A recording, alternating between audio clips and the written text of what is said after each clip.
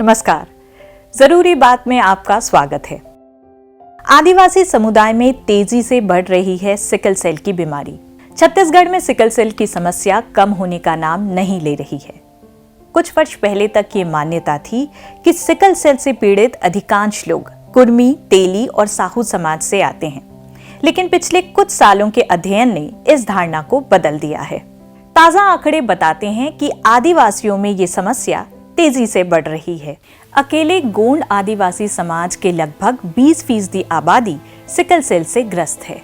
केंद्र सरकार के आंकड़ों के अनुसार आदिवासियों की 8.75% से अधिक आबादी सिकल सेल की बीमारी से ग्रस्त है। एपिडेमियोलॉजिकल स्टडीज बहुत ज्यादा लेवल पे ट्राइबल बेल्ट पे, खास करके बस्तर में गोंड समुदाय के ऊपर जो आपने उल्लेखित किया, उसकी रिपोर्ट्स अभी आई है। कुर्मी और ओबीसी समुदाय में ये जो परसेंटेज है वो 16 to 18% है, और जो गोंड समुदाय या ट्राइबल कम्युनिटी में है वो 20 to 22% है।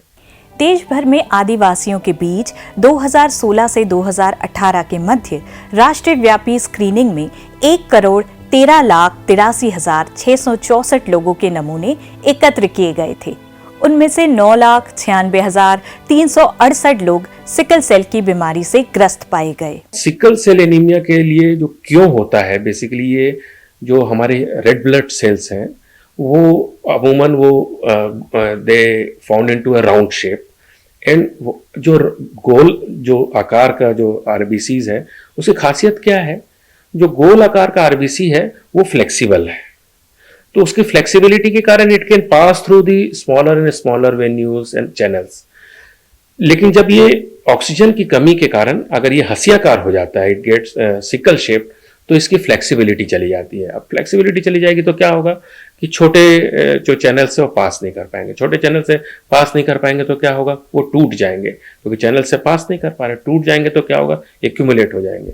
उससे क्या होगा, आपका सर्कुलेशन जो है वो हैम्पर करेगा, ब्लड सर्कुलेशन हैम्पर करेगा, तो आपके पास ना तो न्यूट्रिएंट्स पहुंचने वाले हैं, ना तो इम्यूनिटी के सेल्स पहुंचने वाले हैं, ना ही वहां के नर्वस सिस्टम जो हर टिश्यूज का एक बायोफीडबैक मैकेनिज्म है। इससे पीड़ित व्यक्ति के हाथ पैरों में दर्द होना, कमर के जोड़ों में दर्द होना, अस्थि रोग, बार बार पीलिया होना, लीवर पर सूजन आना जैसी समस्या सामने आती है। सिकल सेल एनीमिया कंट्रीब्यूट करता है उनके कुपोषण पे, सिकल सेल एनीमिया कंट्रीब्यूट करता है उनके सीवियरिटी ऑफ इन्फेक्शन पे, जो अल्टीमेटली डेथ का कारण बनता है। सिकल सेल एनीमिया कंट्रीब्यूट करता है उनकी ओवरऑल वेलबीइंग पे।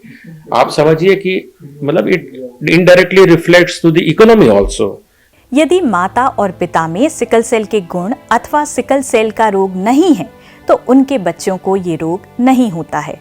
यदि माता पिता दोनों सिकल रोग वाले होंगे तो 100% यानी कि सभी बच्चे सिकल रोग वाले ही जन्म लेंगे। चिकित्सकों का कहना है कि विवाह करते समय खून की जांच जरूर करवाई जानी चाहिए। विवाह के समय ये देखा जाना चाहिए कि दोनों व्यक्तियों में सिकल वाहक अथवा सिकल रोग नहीं हो। सिकल सेल एक गंभीर आनुवांशिक बीमारी है जो छत्तीसगढ़ के आदिवासी समुदायों में तेजी से फैल रही है। इसके नियंत्रण के लिए जागरूकता बढ़ाना आवश्यक है। तो रिसोर्सेज के माध्यम से, एजुकेशन के माध्यम से, सोशल अवेयरनेस के माध्यम से और मेडिकल इंफ्रास्ट्रक्चर के ट्रेनिंग और उसके इनकॉर्पोरेशन के माध्यम से हम इसको एड्रेस कर सकते हैं। सरकार और स्वास्थ्य संगठनों को भी इस दिशा में व्यापक प्रयास करना होगा ताकि सिकल सेल से प्रभावित लोगों की संख्या में कमी लाई जा सके।